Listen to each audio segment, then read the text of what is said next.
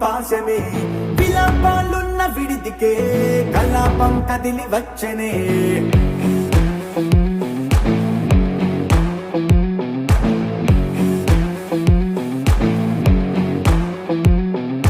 అలా వైకుంఠపురములో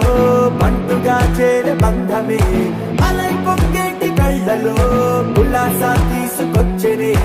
గొడుగు పట్టింది గగనమే కదిలి వస్తుంటే మేఘమే భుజము మార్చింది భువనమే పరుగు మోయంగ బంధమే స్వాగతించింది చిత్రమై రవిసి